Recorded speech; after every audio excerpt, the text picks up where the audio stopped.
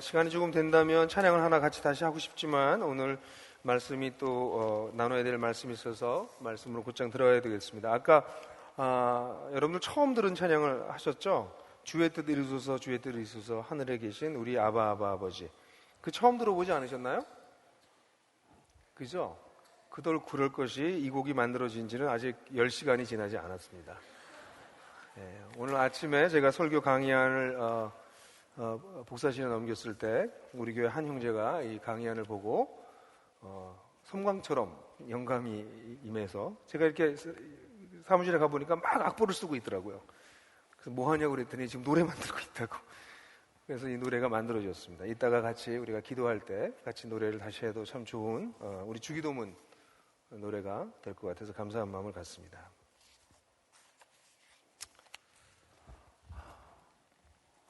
저는 해외 경험을 대학을 졸업하고 했습니다. 저희 때만 하더라도 학교를 다니는 동안에 외국을 나가는 것은 극히 일부분의 사람들이 할 수 있는 일이었기 때문에 저는 대학 다니는 동안 외국을 가본 적이 없고요. 제주도를 한번 가본 기억이 있었던 것 같고요. 그리고 대학을 졸업하고 난 다음에 한 작은 선교단체에 간사로 있을 때 그 동남아에 있는 어떤 나라에 그 나라의 강사가 아주 동남아시아 아주 유명한 기독교 설교가가 있었습니다. 그래서 그분을 강사로 초청하기 위해서 한국의 대표로서 외국을 잠깐 처음으로 나가게 됐어요. 근데 그 나라에 저는 외국 경험이 처음이었고 그래서 공항에서 수속을 밟고 기다리는 가운데 굉장히 긴장하고 있었습니다. 그때 제 옆에 앉아 있었던 한 외국 여성이 저에게 자꾸 말을 걸어왔습니다. 뭐 지금도 그렇지만 그때는 영어를 더 잘 못할 텐데요. 근데 자꾸 영어로 자꾸 뭘 물어보는데 대답을 안 할 수 없었습니다. 여러분 참 신기한 건 우리 동남아시아 사람들은 영어를 하면 서로 알아듣는다는 것입니다. 참 놀라운 일이에요. 분명 굉장히 강한 액센트가 있지만 알아들을 수 있었어요. 그래서 얘기를 좀 나눴습니다. 근데 이분이 굉장히 자기 자신에 대해서 자랑스러워하면서 몇 가지를 얘기했는데 그것은 자기가 곧 미국으로 이제 들어가게 된다는 것입니다. 저와 같은 나라로 갔다가 그 나라에서 다시 미국으로 가게 되는데 그 이유는 자기는 미국 남자랑 결혼했기 때문이라는 것이었어요. 저는 그가 가지고 있었던 이 자긍심에 대해서 그 원인을 잘 몰랐습니다. 저는 그 나라에 가서 그 강사도 섭외하고 이러는 가운데 굉장히 이상한 것들을 발견하기 시작했습니다. 그 나라는 그 당시만 하더라도 지금부터 20년이 지난 일이지만 그 당시만 하더라도 강대국의 한 주로 편입될 것을 바라는 나라였습니다. 그 나라에서 가장 성공하는 것은 바로 그 강대국의 시민과 결혼하는 것이었습니다. 그에게 장가를 가거나 그에게 시집 갈 수 있는 길이 있다면 그것이 최고의 길이었습니다. 그래서 그들은 자신의 나라의 말보다는 그 강대국의 언어를 사용하는 것을 훨씬 더 자랑스럽게 생각했습니다. 제가 그 한 휴양지에서 동료 간사와 함께 다른 휴양지로 이동하려고 했을 때 그 지역에 있던 분들이 저에게 이야기했던 이야기를 잊지 못합니다. 저희들에게 그 휴양지로 가게 되면 그 나라에 젊은 여성들이 많은데 싼 값에 그 여성들을 살 수 있으니 마음껏 즐기라는 얘기였습니다. 저로서는 상상할 수 없는 일이었습니다. 자국의 백성을 자신의 나라의 딸들이 외국인 관광객들의 놀이기가 되는 것을 추천하고 싼 값에 그렇게 할 수 있다고 이야기를 하는 것을 들으면서 도대체 이 백성들의 자긍심은 어디에 있는가? 자존심은 어디에 있는가? 그런 질문이 들었습니다. 물론 이 나라가 겪었던 오랜 식민지 통치와 정치적인 여러 가지 문제점들을 고려할 때 그렇게 백성이 그렇게밖에 될 수 없다는 것을 이해하지만 저로서는 긍지가 없는 백성을 처음으로 만나 보았어요. 그들은 다른 나라에 속하기를 간절히 바라고 있었고요. 다른 나라의 형식을 따라 살길 간절히 원했고요. 그 나라 백성이 되기를 시민이 되길 간절히 바랬으며 그도 안 된다면 그 나라 말로라도 유창하게 말하는 것을 자랑스럽게 여겼습니다. 저는 오늘부터 여러분들과 함께 예수님께서 가르치신 주기도문을 공부하게 됩니다. 이 주기도문을 하기 시작할 때 주기도문 맨 앞에 그러므로 너희는 이렇게 기도하라 라는 말씀이 나옵니다. 그러므로 너희는 이렇게 기도하라. 우리 헬라어의 원어의 순서로 얘기한다면 그러므로 이와 같이 그러므로 기도하라 너희는 이렇게 될 수 있습니다. 근데 여기서 너희는이라고 하는 단어가 맨 마지막에 나왔는데 사실은 이 단어는 나오지 않아도 뜻이 통하는 그런 단어입니다. 이 너희는 이라는 말이 없어도 명령문으로서 충분히 기능을 합니다만, 너희는 이라고 하는 말이 이 명령문의 맨 마지막에 나왔다는 것은 이 너희는 이라고 하는 것을 강조하고 있다는 것이에요. 그러므로 이와 같이 기도해라. 너희는. 왜냐하면 너희는 특별한 백성이기 때문에, 너희는 특별한 존재이기 때문에, 너희는 그렇기 때문에 이렇게 기도하라라고 하는 것이 이 기도의 서두에 나오는 말씀입니다. 사실 너희에 대한 이해가 분명하지 않으면 우리의 기도는 잘못된 방향으로 갈 수가 있습니다. 내가 누구인지가 분명하지 않을 때 우리는 우리가 써야 될 언어가 아닌 다른 언어를 흉내낼 수 있습니다. 그러므로 오늘 저는 여러분들과 함께 주기도문을 공부하면서 이 주기도문을 기도하는 우리가 어떤 존재인지에 대해서 먼저 살펴보는 것이 필요하다고 생각이 돼요. 사실은 주기도문 자체를 잘 들여다보면 너희는이 어떤 존재인지 주기도문 자체가 설명해주고 있을 뿐만 아니라 그 삶을 살 수 있도록 해줍니다. 그러나 이 주기도문이라고 하는 것은 성경 전체 속에 어떤 핵심 부분에 들어와 있기 때문에 이 너희는이라고 하는 것을 통해서 성경 전체의 시각을 가지고 이 주기도문을 이해할 필요가 있다고 생각되어집니다. 실제로 주기도문에 있는 너희는은 마태복음의 산상수훈의 너희는에 해당되는 이야기입니다. 그러므로 이 주기도문 속에 있는 너희는 산상수훈, 마태복음 5장부터 7장까지 예수님의 가르침에 아주 정수라고 불리우는 그 설교의 너희는과 같은 존재입니다. 뿐만 아니라 이것은 신약 전체의 너희는과 같은 뜻이며, 더 나아가서는 구약에 나타나는 너희는과도 같은 맥락에서 읽혀져야 되는 것입니다. 그래서 저는 여러분들과 함께 오늘 정말 구약으로부터 신약에 이르기까지 쭉 이 너희는에 대한 말씀을 상고해 보려고 하고 있어요. 사실 구약을 살펴보게 되면 구약에는 하나님의 백성이 독특하다고 설명하고 있습니다. 특별하게 레위기 18장 1절부터 4절을 보게 되면 한번 같이 읽어볼까요? 우리 성경 구절이 중요한 구절만 여러분들 강의 안에 있고 나머지는 여러분들 오늘 성경을 많이 찾으셔야 되겠는데요. 레위기 18장 1절 다 같이 한번 읽어봅시다. 시작. 주님께서 모세에게 말씀하셨다. 너는 이스라엘 자손에게 말하여라. 그들에게 이렇게 일러라. 내가 주 너희의 하나님이다. 너희는 너희가 살던 이집트 땅의 풍속도 따르지 말고 이제 내가 이끌고 갈 땅 가나안의 풍속도 따르지 말아라.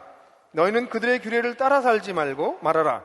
그리고 너희는 내가 명한 법도를 따르고 내가 세운 규례를 따라 살아라. 내가 주 너의 하나님이다. 여러분 이 성경을 보게 되면 얼뜻 보고더라도 따르지 말고 따라 살지 말고 따르지 말고 따라 살아라, 이런 따라라고 하는 말씀이 굉장히 많이 나오는 것을 보게 됩니다. 실제로 인간은 이 주제만 가지고 우리가 좀 깊이 이야기를 나눌 수도 있지만 인간은 실제로 무엇인가 따르며 사는 존재입니다.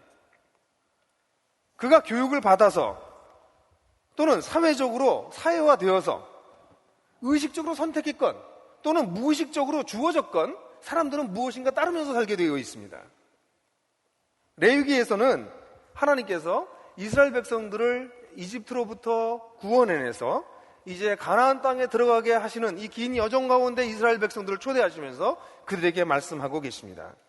너희는 이집트 땅의 풍속도 따르지 말고 너희가 들어갈 가나안 풍속의 땅의 풍속도 따르지 말아라. 그들의 규례에 따라서 따라 살지 말아라. 대신에 너희는 내가 명한 법도와 내가 세운 규례를 따라 살아라 라고 말씀하고 계시는 것입니다. 그들이 어쩌면 의식하지 못했던 어떤 것들을 지금 얘기하고 계세요. 이 본문을 보면 하나님께서는 이스라엘 백성에게 너희는 세상의 길을 따르지 말라고 얘기하고 있습니다. 여기 세상은 이집트와 가나안으로 대표될 수 있습니다. 여러분 이집트의 종교는 다신교예요. 다신교 중에서도 특별히 태양신이 매우 가장 중요한 신입니다. 태양신을 라라고 불렀는데 이 라의 아들이 파라오라고 여겨졌어요. 그래서 이집트의 가장 중요한 이데올로기는 종교와 정치가 결합되어져 있는 그런 상태였습니다. 그런 이집트의 풍속을 따르지 말아라. 이제 들어가게 되는 가나안의 종교는 바알의 종교가 대표적인 종교입니다. 바알의 종교는 물질적인 풍요의 신입니다. 물질주의적 사고관이죠. 그것을 따르지 말라고 말씀하고 있는 것입니다. 이 세상의 길은 가나안과 이집트로 대표되어지는 이 세상의 길의 특징은 첫 번째, 우리가 신을 조작할 수 있다는 것입니다. 신을 잘 만족시키면 내가 원하는 것을, 내가 원하는 특별히 물질적인 것을 얻을 수 있다라고 하는 것이 이 세상의 길의 특징입니다. 세상에 많은 종교가 있는데 그런 종교 중에서 일부는 실제로 신을 잘 기쁘게 함으로써, 신을 만족시킴으로써, 또는 신을 감동시킴으로써 내가 악을 땜을 하고 그리고 복을 받는, 내가 번성하는 것이 세상의 길의 특징 중에 하나입니다. 그렇기 때문에 이 세상의 길의 또 하나의 아주 중심은 나 중심적입니다. 나의 안전과 번영이 가장 중요한 관심입니다. 내가 어떻게 안전하게 살 것인가? 내가 어떻게 번영할 것인가? 내 자신이 어떻게 기쁘게 될 것인가? 이것이 세상의 길의 아주 핵심적인 것입니다. 이렇게 내가 어떻게 안전하고 행복하게 살 수 있는가? 이것을 위해서 사람들은 사회적으로 합의한 종교적인, 정치적인 권력을 의지합니다. 세상의 통치권에 순응합니다. 국가와 종교 등을 통해서 안전함을 누리길 바랍니다. 나라의, 국가의 정체감이 곧 자기의 정체감이 됩니다. 이것이 가나안과 이집트 종교의 어떤 특징입니다. 하나님께서는 그 길을 따르지 말라고, 신을 조작적이고 물질적인 어떤 축복을 받는 그런 존재로 여기지 말며 나 중심적으로 살지 말고 세상의 통치권 밑에서 안전과 번영을 추구하려고 하지 말라라고 말씀하시면서 하나님의 길을 따르라고 얘기하고 있습니다. 성경에 보면 하나님께서 하나님의 법도와 규례를 주셨다고 얘기해요. 사람들이 일반적으로 생각할 때 레위기나 구약의 성경을 읽어보면 많은 규례와 많은 계명들이 나옵니다. 이걸 볼 때마다 사람들은 성경이 인간을 억압한다고 생각을 합니다. 그래서 성경에서 얘기하고 있는 이 규례와 법례들은 실제로 인간이 인간됨을 유지할 수 있도록 하나님께서 주신 경계입니다. 그래서 우리는 구약 성경을 보게 되면서 수많은 규례와 율례들을 만나게 되는데, 이런 규례와 율례는 인간의 존엄성을 지키는, 인간이 동물과 다를 수 있는 어떤 경계를 보여준다는 것을 알게 됩니다. 실제로 레위기를 읽게 되면요, 레위기를 보게 되면 정말 온갖 종류의 금지 사항이 나옵니다. 제가 처음에 레위기를 읽었을 때 그 충격을 잊지 못해요. 아니, 어떻게 이렇게 끔찍한, 인간이 어떻게 이런 일을 할 거라고, 이런 일을 하지 말라고 율법을 정해놨을까? 사전을 제가 고등학교 때 처음 성경 읽을 때 사전을 찾아서 읽어야 그 의미를 알 수 있는 이상한 일들이 레위기에 많이 나와 있었습니다. 그렇습니다. 레위기의 법들은, 성경의 법들은 인간이 인간다움을 잃어버리고 추함 속에 빠져들지 않도록, 인간이 인간다움을 잊어버리고 동물처럼 되지 않도록, 인간은 동물일 수 없다, 인간은 특별한 존엄성을 가진 존재이다 라는 것을 보여주는 것이 구약의 가르침들입니다. 동물의 특징은 무엇입니까? 그것은 본능에 따라 움직이며 힘의 논리에 의해서 살아간다는 것입니다. 본능과 힘의 논리에 따라 살아가지 않는 특별한 인간들의 삶은 이런 것이다. 이것이 구약이 우리에게 보여주고 있는 바입니다. 그래서 사실 레위기의 성경을 보게 되면 단순히 개인뿐만 아니라 한 사회가 어떻게 건강하게 같이 살아갈 수 있는지를 보여주고 있는 것이죠. 그렇기 때문에 하나님의 길의 특성은 그렇게 하나님을 우리가 조작하여서 어떤 물질적 축복을 받을 수 있다고 하는 세상적인 길과 반대적으로 하나님은 인격적이십니다.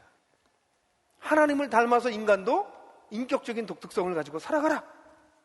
그리고 하나님께서 우리와 인간 관계를 맺으며 우리가 살기를 원하는 삶의 방식은 물질적인 삶이 아니라 영적인 삶입니다. 근데 제가 이 영적이라는 단어보다는 통합적인 단어가 더 옳다고 생각해요. 왜냐하면 물질적, 그러면 영적과 물질적을 나눠서 생각하기 때문에 진정한 영적인 것은 통합적인 것입니다. 물질적인 것, 정신적인 것, 감성적인 것, 의지적인 것, 관계적인 것, 이 모든 것이 포함된 것이 영적인 것입니다.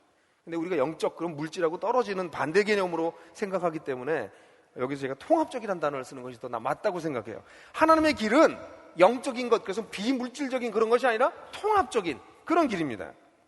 어떻게 하나님과 인격적 관계를 맺고 삶의 모든 영역에서 통합적인 삶을 살 수 있을까? 이것이 하나님의 길의 특성이며, 그렇기 때문에 이 하나님의 길의 가장 중심은 하나님 자신입니다.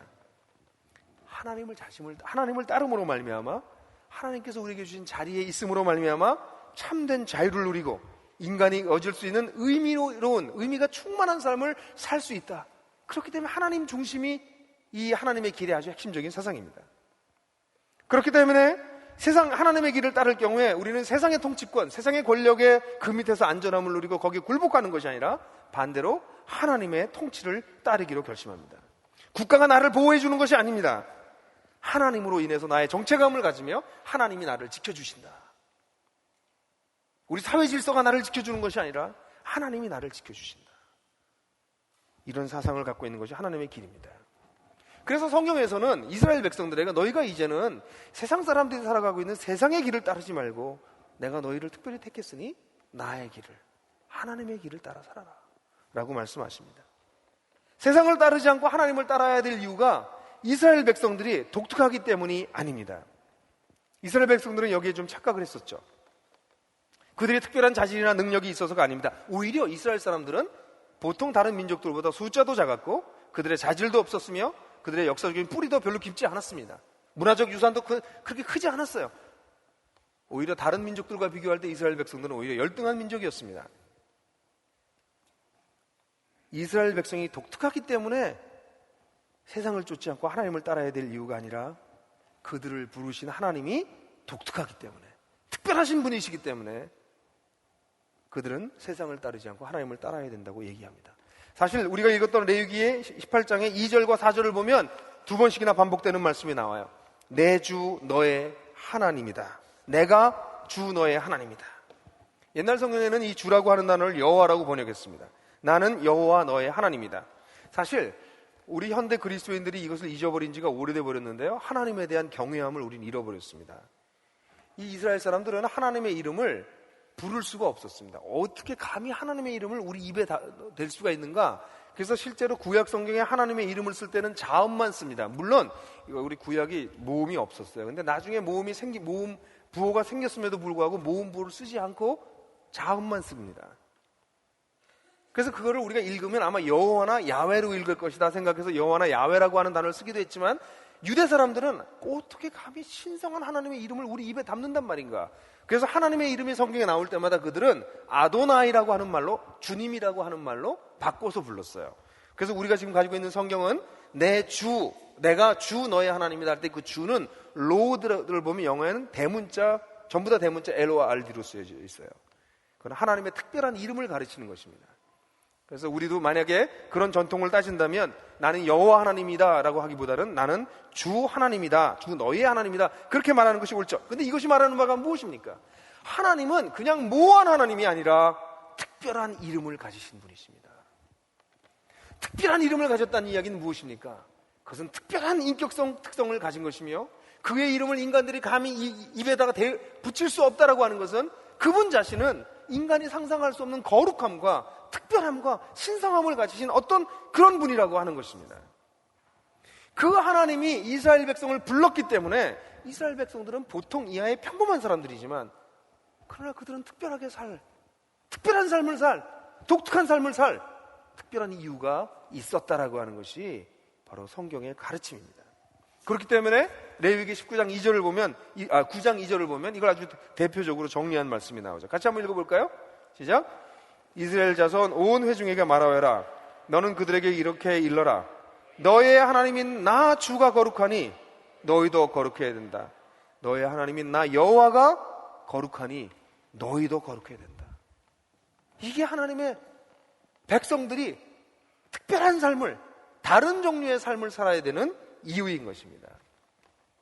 그런데 우리가 성경을 읽게 되면 이스라엘 백성들은 끊임없이 하나님의 이런 특별한 부르심을 거절하는, 반역하는 것을 보게 됩니다.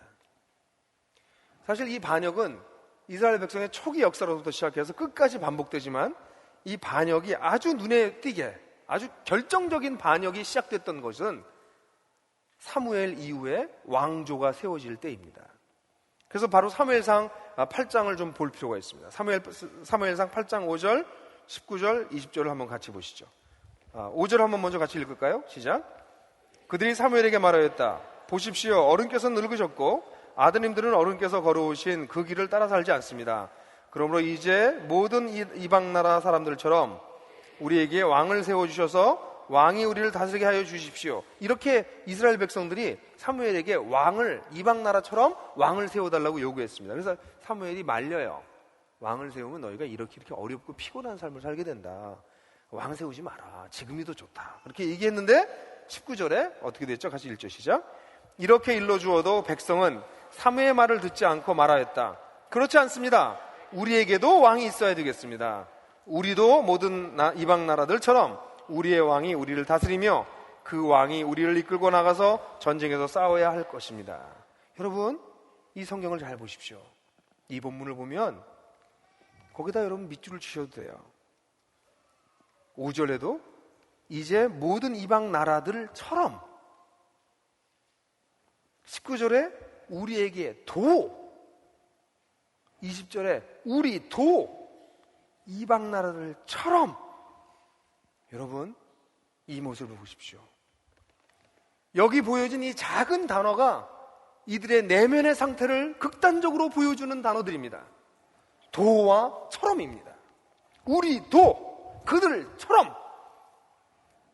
이스라엘 백성은 우리 도, 그들처럼 살도록 부르심을 받은 존재들이 아니었습니다. 반대로 이스라엘 백성들은 우리는 그들과 달리 라고 말해야 되는, 너희는 특별한 존재였습니다.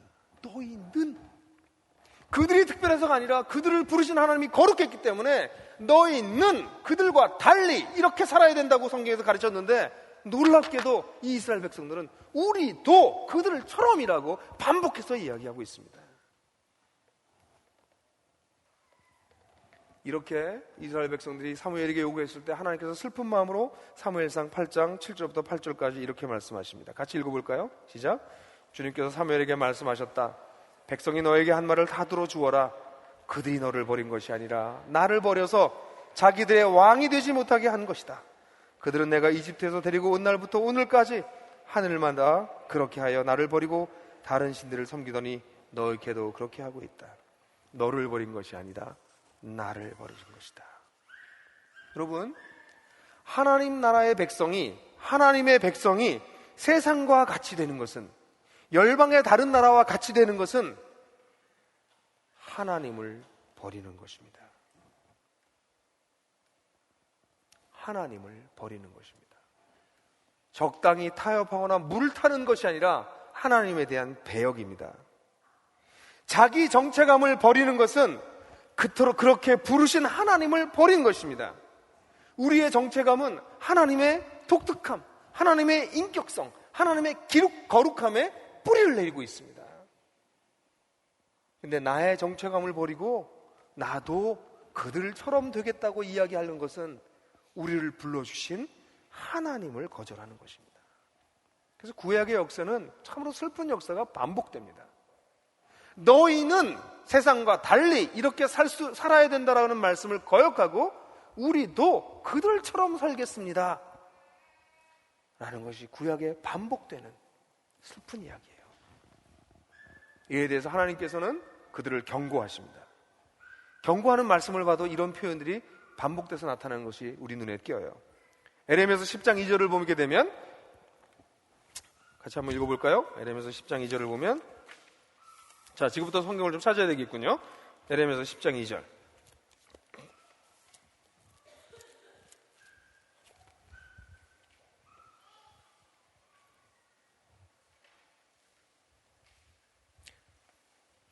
같이 읽을까요? 시작.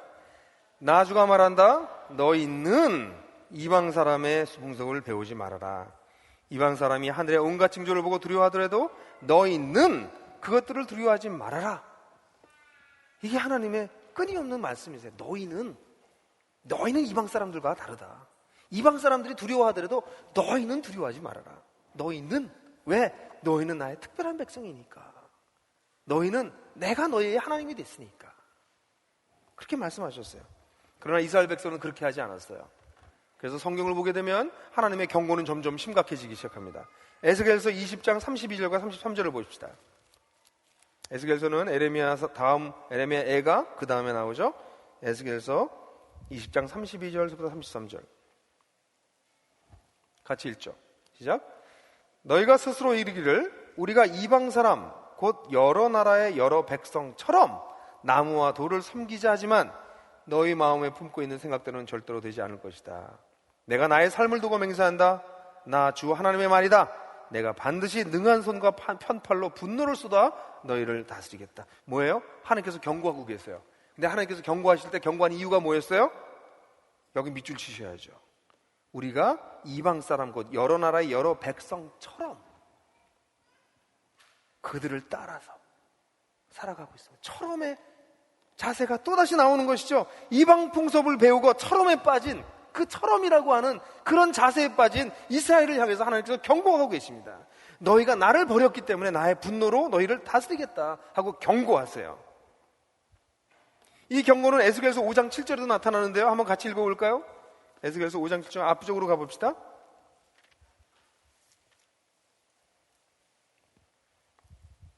다 같이 1절 시작. 그러므로 나 주 하나님이 이렇게 말한다. 너희는 너희 둘러있는 이방 사람들보다도 더 거스른 사람이 되어서 내 율례를 따르지 않고 내 규례를 지키지 않고 심지어는 너희를 둘러있는 이방 사람들이 지키는 규례를 따라 살지도 않았다. 그러므로 나 주 하나님이 이렇게 말한다. 내가 친히 너희를 대적하겠다. 그리고 뭇 이방 사람이 보는 앞에서 내가 너희 가운데서 벌을 내리겠다. 이스라엘 백성이 어디까지 갔냐면 하나님의 규례와 법도를 지키지 않는 정도가 아니라 이방 나라의 아주 도덕적이고 일반적 사회적 관습조차 따르지 않는 지경에 이르렀다는 것이죠. 여기 얼마나 슬픈 단어가 나옵니까? 내가 친히 너희를 대적하겠다. 이스라엘 백성은 하나님께서 친히 뽑은 백성이었습니다. 그들이 훌륭해서가 아니라 그들은 평범하고 보잘것 없었지만 하나님께서 그들을 택하셔서 친히 뽑으신 백성이었는데 이제 하나님은 할 수 없이 친히 그들을 대적해야 되겠다는 말씀을 하고 계십니다. 내가 너에게 벌을 내리겠다고 말씀하십니다. 실제로 어떤 일들이 벌어졌습니까? 하나님의 심판이 이스라엘 백성에게 임했습니다. 그래서 북이스라엘은 BC 722년에 아시리아에 의해서, 그리고 남쪽 유다는 586년 BC 주전 586년에 바빌론에 의해서 나라가 망하게 됩니다. 하나님의 심판이 실제로 반복되던 경고와 심각해지던 경고 끝에 이런 심판이 그들 나라에 임하게 된 것이죠. 여러분, 우리 한국 교회, 우리 그리스도인들은 구약을 좀 봐야 됩니다. 구약을 보지 않고 신약만 보기 때문에 하나님께서 역사 속에서 어떻게 일하시는 데에 대한 감을 그리스도인들이 잊어버릴 뿐만 아니라 하나님을 가볍게 여깁니다. 하나님 두려움이 우리에게 사라져버렸어요. 구약 성경에서 가르치고 있는 매우 중요한 가르침이 뭡니까? 지식의 근본은, 지혜의 근본은 하나님을 경외하는 것입니다. 근데 우리는 하나님 경외함을 잃어버린 종교인이 되어버렸어요. 하나님 너무 쉬운 분이에요, 우리한테. 그것은 구약 성경을 자세히 보지 않아서입니다. 구약 성경을 읽으면 불편합니다. 그러나 구약적 흐름을 놓친 채로 신약을 읽게 된다면 신약에 나타나는 하나님을 왜곡해서 받아들일 수 있습니다. 그래서 오늘도 여러분들과 제가 지금 구약을 쭉 훑고 있잖아요. 그죠? 재미없잖아요. 나한테 위로가 별로 안 되잖아요. 그러나 구약을 봐야 됩니다. 그래서 계속 구약을 봅니다. 여러분, 이런 이스라엘의 실패에 대해서 열왕기 하에서 역사적으로는 어떻게 설명하고 있는지 한번 살펴보죠. 열왕기 하 17장 7절입니다. 지금까지 얘기했던 것은 하나님의 경고였고요. 실제로 어떤 일이 벌어졌습니까? 실제적으로 일어난 일을 열왕기 하 17장 7절에서 설명해 주고 있어요.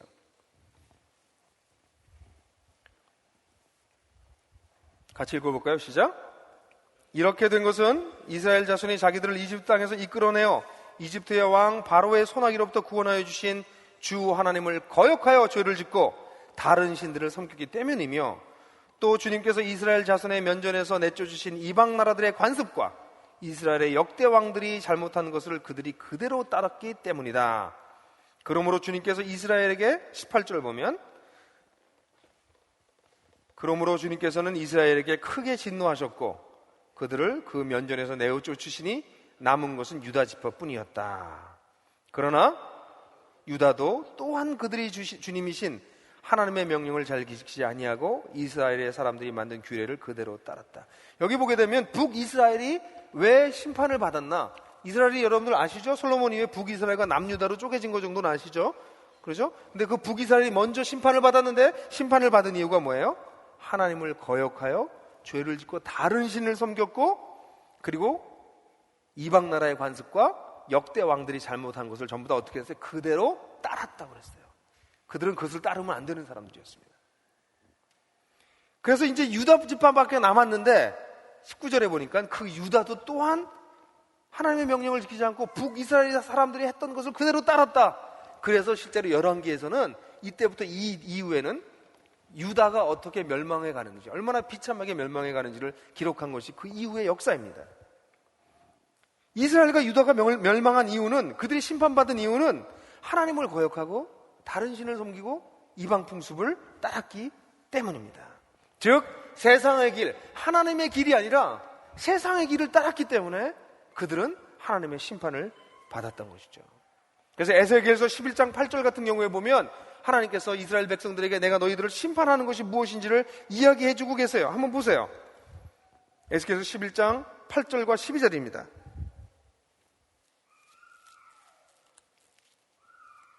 같이 읽을까요? 시작. 너희가 두려워하는 것이 칼이므로 내가 너에게 칼을 보내겠다. 나 주의 하나님. 여러분 이 말씀의 의미를 보겠어요? 너희가 두려워해야 될 게 누구예요? 이스라엘 백성들이 정말 두려워해야 될 게 누구예요? 하나님이세요. 하나님을 두려워하지 않고 하나님은 만홀히 여기며 가볍게 여기며 너희가 정치적 권력과 외국의 무력을 두려워하니 그렇다면 내가 칼을 보내겠다. 그리고 12절에 뭐라고 말씀하십니까? 그때야 비로소 너희는 내가 주인인 줄을 알게 될 것이다. 너희는 내가 정하여 둔 율례대로 생활하지 않았으며 내가 정하여 준 규례를 지키지 않았고 오히려 너희 주위에 있는 이방 사람들의 규례에 따라 행동하였다. 여러분 보시나요? 반복적으로 나오고 있는 이 내용을 보시나요? 이스라엘 백성들은 이방 사람들처럼 우리도 그렇게 살아야 되겠다고 하고 그들을 따랐기 때문에 결국 하나님께서는 이스라엘 백성들을 내치게 되신 것이었습니다. 여러분 잘 들으십시오. 하나님 나라의 백성이 독특합니다. 특별합니다. 우리도 하나님 나라의 백성으로서 너희는 이라고 얘기할 때 우리는으로 받아들이고 우리는 독특한 삶을 살 수 있는데 독특한 삶을 사는 이유는 우리가 독특한 자질을 가지고 있어서가 아닙니다. 우리가 특별해서가 아닙니다. 우리 속에 어떤 힘이 있어서가 아닙니다. 우리에게 어떤 능력이 있어서가 아닙니다. 우리가 독특한 이유는 우리를 부르신 분이 특별하기 때문입니다. 그것이 단 하나의 이유이고 그리고 유일한 이유입니다. 우리를 부르신 분이 특별하기 때문에 그래요. 그래서 구약에서는 이 우리를 부르신 하나님이 얼마나 특별한 분인지에 대해서 곳곳에서 말하고 있습니다. 특별히 후반부로 가면서 선지서 쪽으로 가면서 이스라엘 백성들에게 그 하나님의 독특함을 얘기해주고 있어요. 우리 한번 한두 구절을 보겠어요. 특별히 아주 대표적인 나온 것이 이사야서입니다. 에레미야서 10장 3절 5절에서도 그런 말씀이 나오지만 대표적인 게 이사야서 40장 18절부터 26절까지니까 좀 길더라도 그 하나님의 독특성에 대해서 다시 한번 특별함에 대해서 다시 한번 같이 살펴보도록 합시다. 이사야 40장 18절부터 26절까지 같이 읽을게요. 시작. 그렇다면 너희가 하나님을 누구와 같다 하겠으며 어떤 형상에 비기겠느냐? 우상이란 대장장이가 부어 만들고 도금장이가 금을 입히고 은사슬을 만들어 걸친 것이다. 금이나 은을 구할 형편이 못 되는 사람은 썩지 않는 나무를 골라서 구하여 놓고 넘어지지 않을 우상을 만들려고 숙련된 기술자를 찾는다. 너희가 알지 못하였느냐? 너희가 듣지 못하였느냐? 태초부터 너희가 전해 들은 것이 아니냐? 너희는 땅의 기초가 어떻게 세워졌는지 알지 못하느냐? 땅 위에 저 푸른 하늘에 계신 분께서 세상을 만드셨다. 땅에 사는 사람들은 하나님 보시기에는 메뚜기와 같을 뿐이다. 그는 하늘을 마치 엷은 수영을 펴셔서 사람이 사는 장막처럼 펴놓으셨다. 그는 통치자들을 허수아비로 만드시며 땅의 지배자들을 쓸모없는 사람으로 만드신다. 이 세상의 통치자들은 풀포기와 같다. 심기가 무섭게, 씨를 뿌리기가 무섭게, 뿌리를 내리기가 무섭게 하나님께서 입김을 부셔서 말려버리시니 마치 강품에 날리는 검불과 같다. 거룩하신 분께서 말씀하신다. 그렇다면 너희가 나를 누구와 견주겠으며 나를 누구와 같다고 하겠느냐? 너희는 고개를 들어서 저 위를 바라보아라. 누가 이 모든 별을 창조하였느냐? 바로 그분께서 천체를 수열을 세워 불러내신다. 그는 능력이 많으시고 힘이 세셔서 하나하나 이름을 불러 나오게 하시니 하나도 빠지는 일이 없다. 여러분이 이사야서에서 강조하고 있는 바가 무엇입니까? 하나님이 창조주라고 하는 것입니다. 하나님은 인간이 만들어내신 신과는 다른다고 얘기하고 있는 것입니다. 인간은 자기 필요에 따라서 신을 만들어냅니다. 자기 필요에 따라서 인간을 만들어냅니다.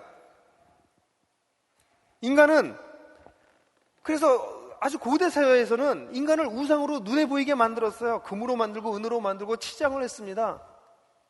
조금 더 사상이 발달하고 난 다음엔 그런 눈에 보이는 물질이 아니라 자신의 사상과 사색의 결과로 신을 만들어냅니다. 이것이 신이다. 그래서 고대로부터 상당히 발전된 문명에 이르기까지 어느 문명에 가든지 인간은 종교를 만들어냈습니다. 그래서 인간의 문명이 형성되었어요. 하나님께서 말씀하세요.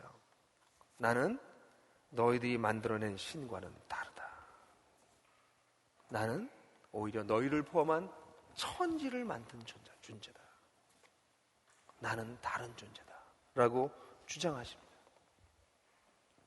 그뿐만 아니라 하나님께서 말씀하세요. 너희가 눈에 보이지 않는 하나님을 두려워하지도 아니하고 알지 못하니 그러면 한번 통치자와 비교해보자. 너희들이 두려워하는 통치자, 절대 권력을 가진 자와 비교해보자. 그러면서 통치자와 자신을 비교하시면서 말씀하시는 것이 그들은 허수아비며 그들은 풀폭이며 그들은 검불과도 같다 라고 말씀하세요.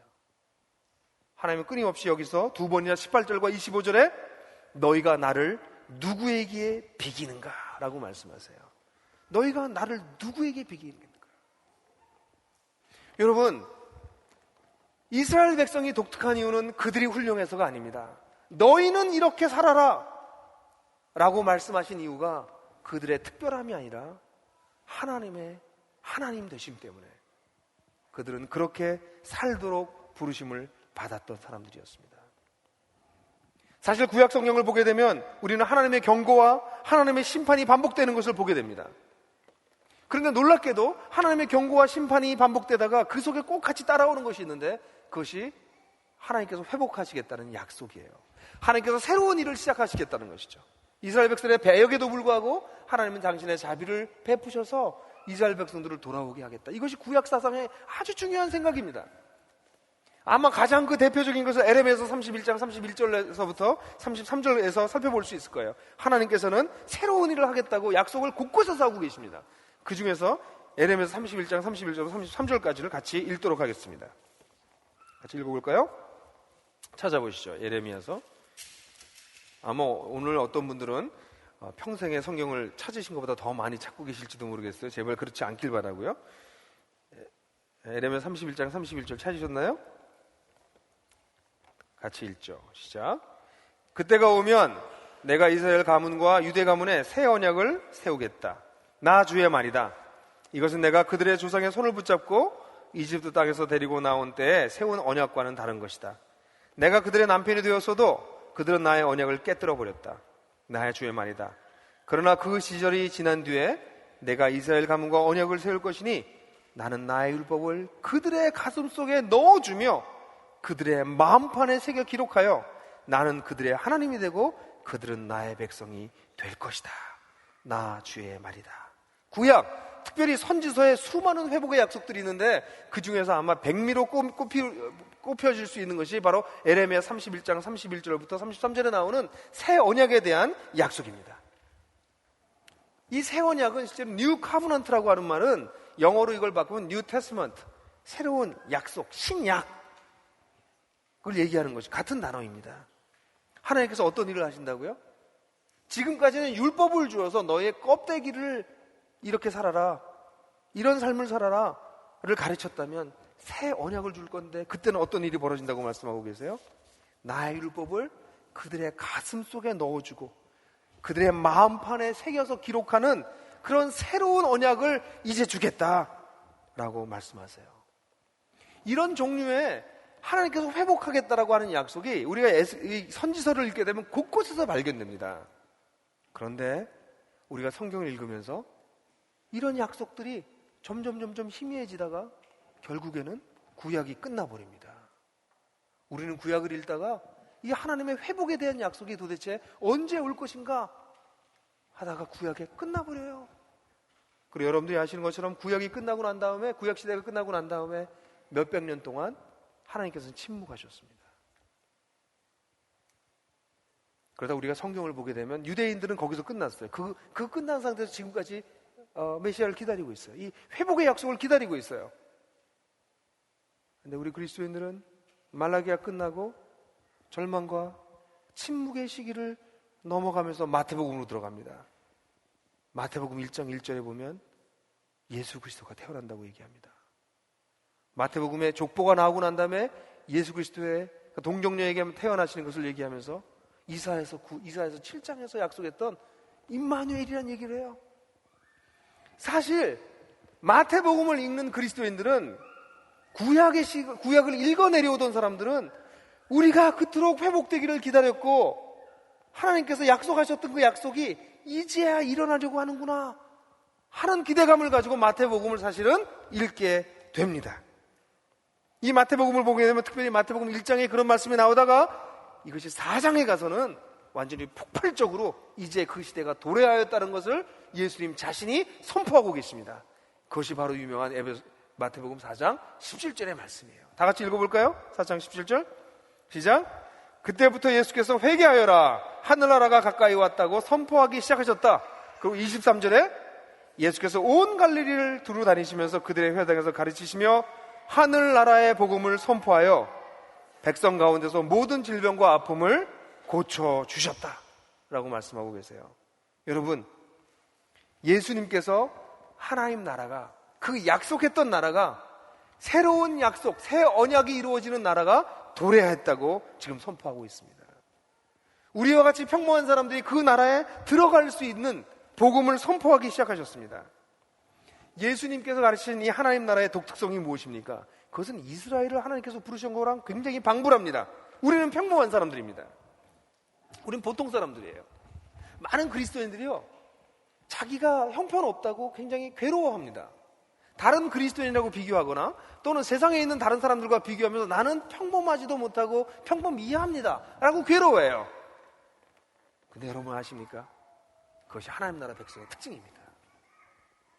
고린도전서에 사도 바울이 뭐라고 했습니까? 우리 가운데서 그 출신이 특별한 사람들도 없고 우리가 별로 똑똑한 사람들도 우리 가운데 없지 않는가? 라고 얘기하고 있습니다. 그렇습니다. 이 하나님 나라의 특성은 별 볼 일 없는 사람들을 부르신다는 데 있습니다.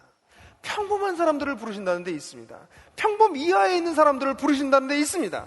그들이 그럼에도 불구하고 전 우주와 전 역사의 주인이신 하나님을 아버지라고 부르는 독특한 사람들이 되었다라고 하는 것이 바로 하나님 나라의 복음의 특성입니다.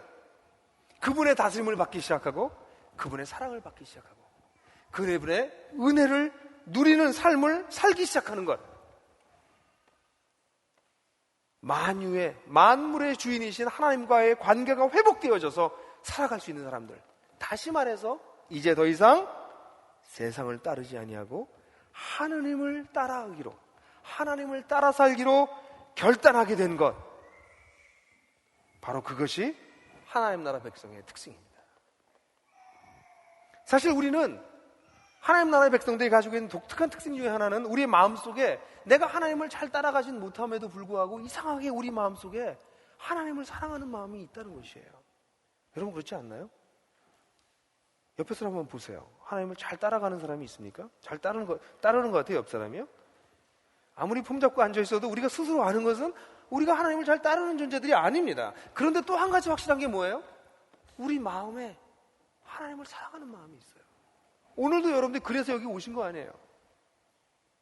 하나님을 잘 못 따라요. 근데도 하나님을 사랑하는 마음이 있어요. 우린 평범해요. 평범이하예요. 그런데 우리 마음에 새 언약의 특징인 우리 마음에 율법이 새겨져요. 뭐예요? 하나님을 사랑하고자 하는 마음이 새겨져 있다는 것이죠. 여러분, 우리들은 평범한 사람들입니다. 우리들은 보통 이하의 사람들입니다.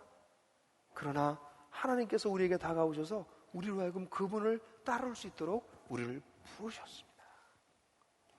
이렇게 말할 수 있습니다. 우리는 하나님 나라 운동에 특별히 선발된 사람입니다. 여러분 선발돼 본 적 있으세요? 제 초등학교 때 저는 노래를 참 못했습니다. 저는 합창대가 되기를 간절히 원했어요. 근데 저희 반에서 선발되지 못했습니다. 그때의 좌절감. 여러분 선발된다는 게 얼마나 기쁜 거 아시잖아요. 근데 하나님께서 우리를 선발하셨습니다. 우리가 특별하지 않은데 우리를 선발하셨어요. 옆 사람을 다시 한번 보시겠어요? 선발되었구나. 당신은 선발된 사람입니다. 이렇게 좀 한번 얘기해 주시죠. 근데 어떻게 표정이 당신은 선발된 사람입니까? 뭐 이렇게 질문하는 표정이세요? 네? 맞아요? 뭐 이런 표정이세요? 아니 사실은 우리는 어쩌면 우리가 선발된 사람인지에 대해서 확인을 해볼 필요는 있습니다. 그런데 여러분, 우리가 선발되었다라고 하는 것은 이건 차출된 거하고는 다른 것입니다. 그죠? 근데 그리스도인들이, 하나님 나라의 백성들이 이 하나님 나라의 영광을 알지 못해서 선발된 사람인데 차출된 사람처럼 삽니다. 하나님이 특별히 우리를 선발해내셨어요. 그래서 세상을 쫓아 살지 않도록 세상 사람들처럼 우리도 그렇게 살겠다라고 사는 것이 우리가 원래인데, 하나님 우리를 특별히 선발해내셔서 우리는 다르게 살게 하셨습니다. 하나님은 지금도 이 땅을 회복하고 구원하고 계십니다. 그 역사의 동역자로 하나님께서 우리를 부르신 것입니다. 크리스찬이 된다라고 하는 것은 구약 속에서 하나님께서 가지고 계셨던 그 염원, 간절한 소망이 나의 영혼 속에서 이루어지는 것을 뜻합니다. 내가 너의 하나님이 되고 너희가 내 백성이 된다.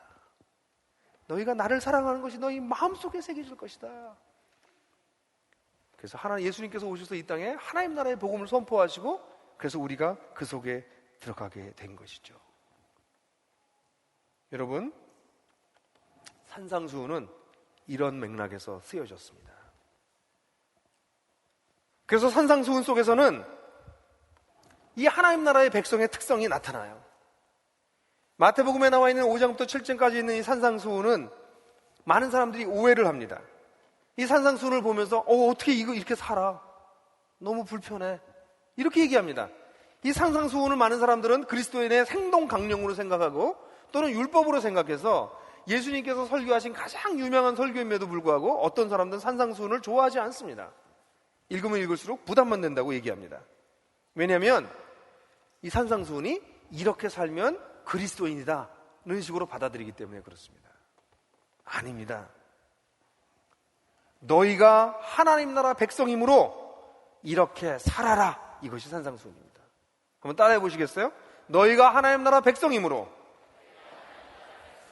너희가 하나님의 특별한 사랑을 받았으므로, 너희가 하나님께 부르심을 받았으므로 이렇게 살아라. 이렇게 살 수 있다. 그게 산상수훈입니다.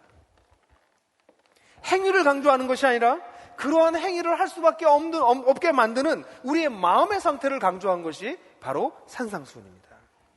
그래서 이 산상수훈을 보게 되면 하나님 나라 백성의 새로운 관계들이 나타나요. 첫 번째, 하나님과의 관계입니다. 5장 9절을 보시면, 마태복음 5장 9절을 보시죠.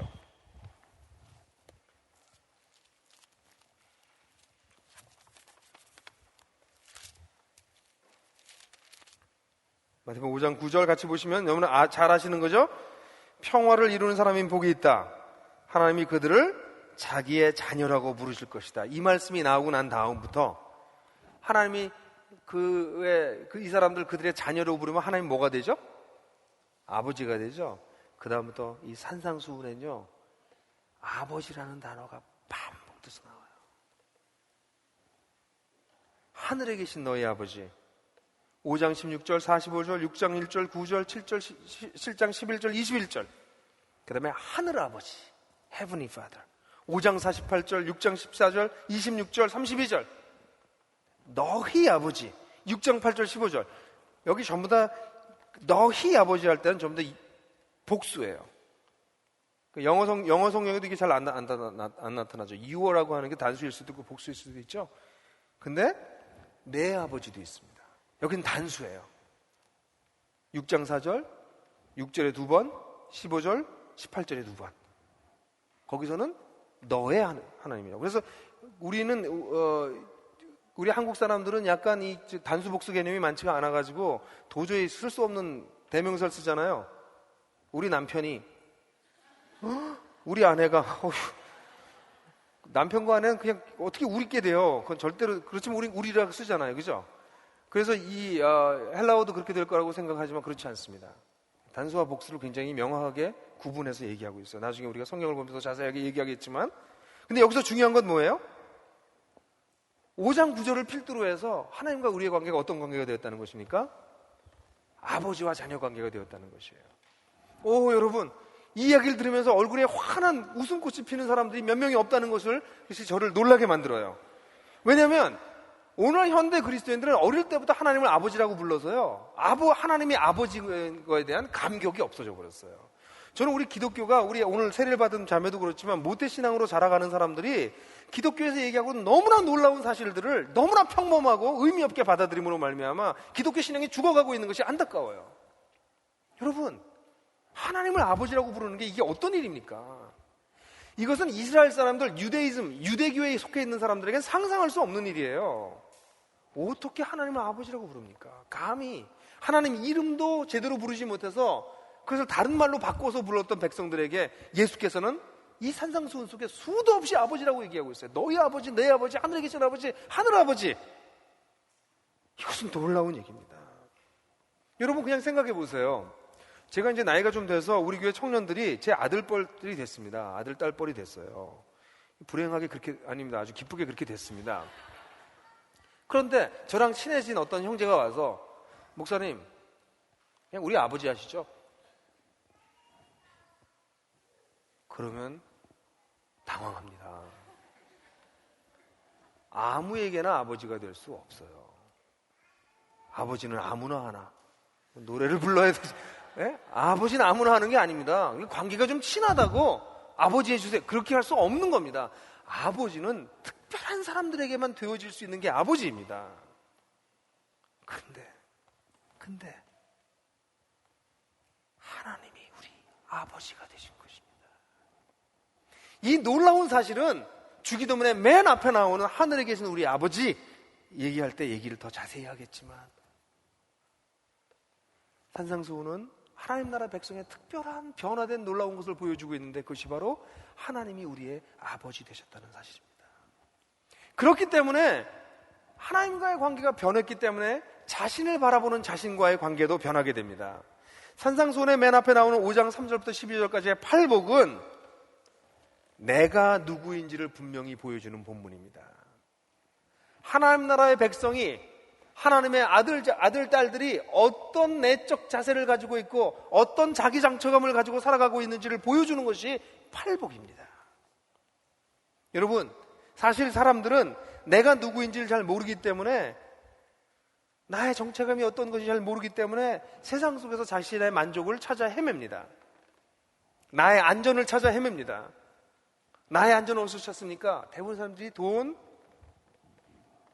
인맥, 능력, 이런 것에서 찾습니다. 명예, 이런 것을 찾아요. 자기 자신의 독특성과 가치, significance, 이걸 어디서 찾습니까? 그것도 역시 자신의 연봉, 학력, 외모, 가정환경, 이런 데서 찾습니다. 사람들이 그것을 찾아 헤매요. 그런데 하나님과의 관계를 특별하게 갖게 된 우리는 내 자신의 안전을 하나님에게서 찾습니다. 내 자신의 독특성과 가치를 하나님에게서 찾습니다. 자신과의 관계가 다른 종류로 사라지게 되는 것이죠. 그것이 산상수훈에서 가르치고 있는 내용입니다.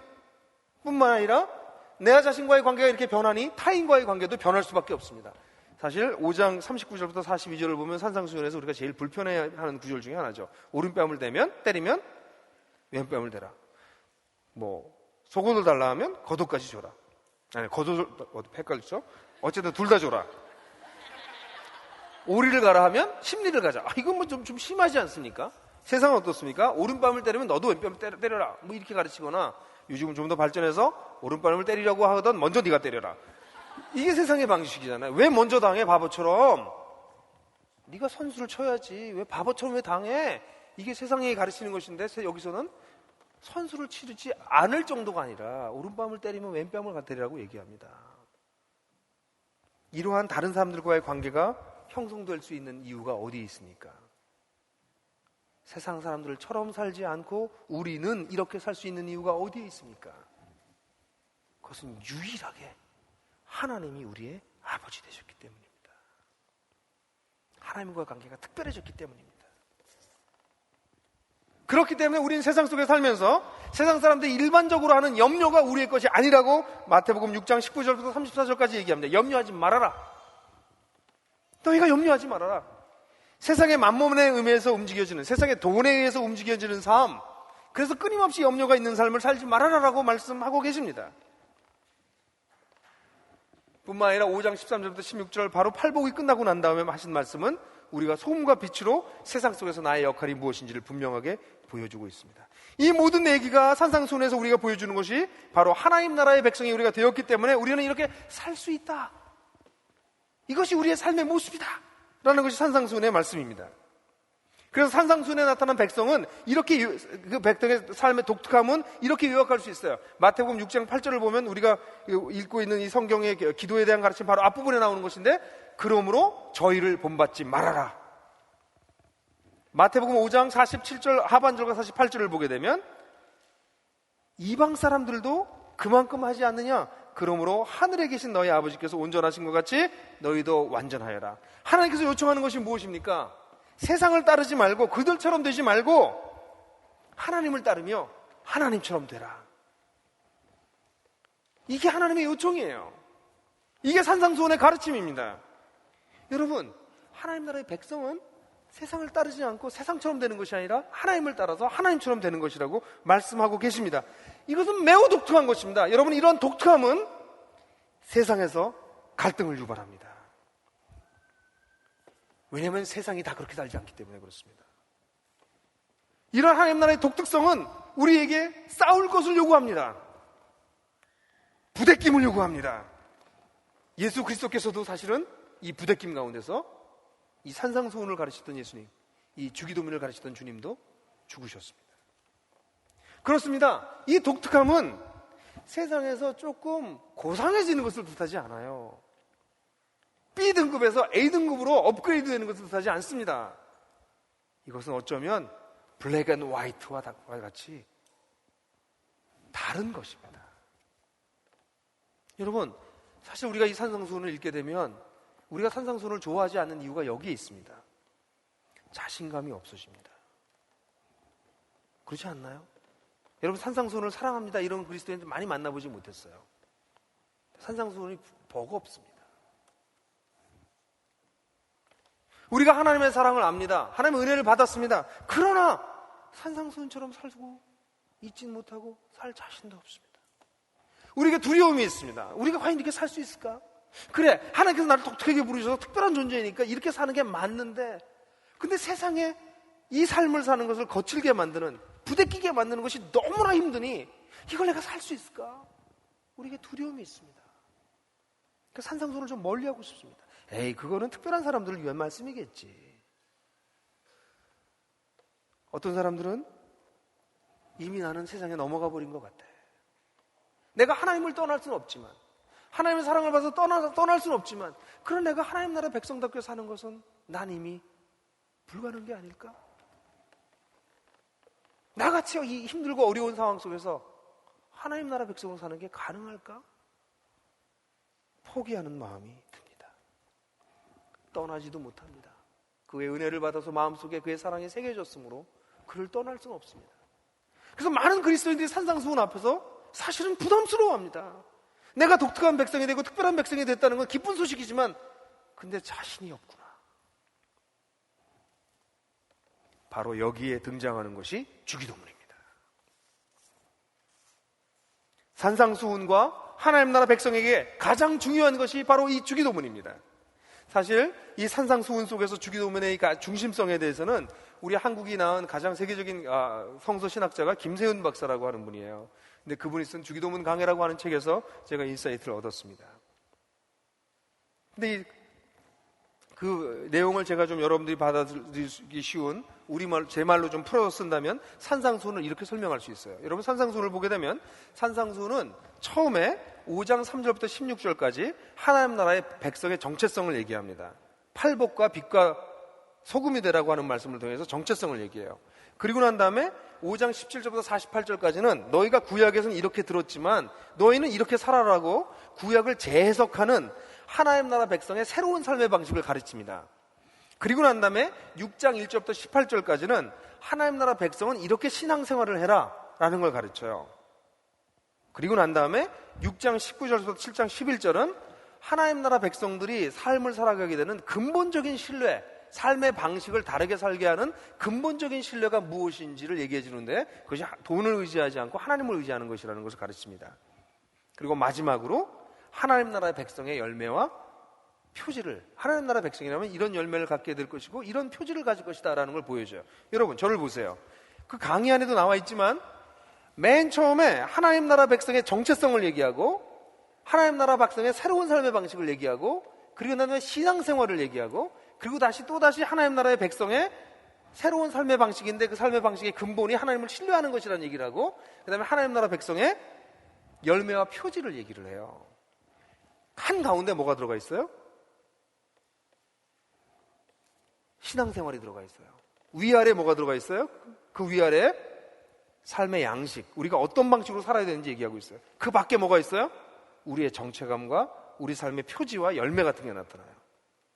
근데 더 재밌는 것은 이 신앙생활을 보게 되면 신앙생활 속에 세 가지를 얘기를 해요. 자선과 기도와 금식을 얘기합니다. 기도가 그 가운데 어디가 있나요? 신앙생활 가운데서도 가장 중심에 있어요. 근데 이 기도에 대한 가르침을 보게 되면 5절부터 8절까지는 이방인의 기도, 너희는 이렇게 기도하지 말아라는 얘기가 나오고, 9절부터 13절까지가 주기도문이 나오고, 14절부터 15절은 이 기도를 온전히 드릴 수 있게 하는 용서에 대해서 얘기하고 있어요. 여러분 좀 보시겠어요, 이게? 사실 여러분, 이건 좀 여러분들에게 어려울 수도 있지만 문학적으로 마태복음은 문학적으로 아주 정교하게 쓰여진 책입니다. 산상수훈은 특별히 마태가 예수님의 가르침을 정교하게 재조합해서 만든 가르침이에요. 근데 이 산상수훈을 보세요. 산상수훈의 맨 핵심에 뭐가 있어요? 주기도문이 있습니다. 주기도문 위아래에 이방인의 기도와 용서에 대한 얘기가 나오고요. 이 기도에 대한 위아래에 뭐가 있어요? 자선과 금식에 대한 얘기를 해서 이거 전체가 신앙생활을 얘기해요. 그리고 난 다음에 그것을 샌드위치처럼 싸고 있는 게 뭐예요? 그리스도인의 삶을 어떻게 살아야 될 것인가. 마지막 밖으로 빠져나오는 것이 그리스도인의 정체감과 그리스도의 삶의 표지, 열매 같은 것입니다. 산상수훈의 핵심이 어디에 있어요? 주기도문에 있습니다. 여러분, 우리는 세상 속에 살면서 압박감을 느낍니다. 위협을 느낍니다. 유혹을 느낍니다. 그렇기 때문에 자신감을 상실했고 두려워하고 있고 어쩌면 좌절하고 있는 사람들도 있습니다. 우리가 이런 것들을 이기고 산상수훈적인 삶을 살 수 있게 만들어지는 것이 바로 주기도문이라고 이 문학적 구조 자체가 얘기해주고 있습니다. 산상수훈의 핵심은 주기도문입니다. 어쩌면 이 주기도문이 우리로 하여금 산상수훈적인 삶을 살 수 있도록 해준다라고 하는 것입니다.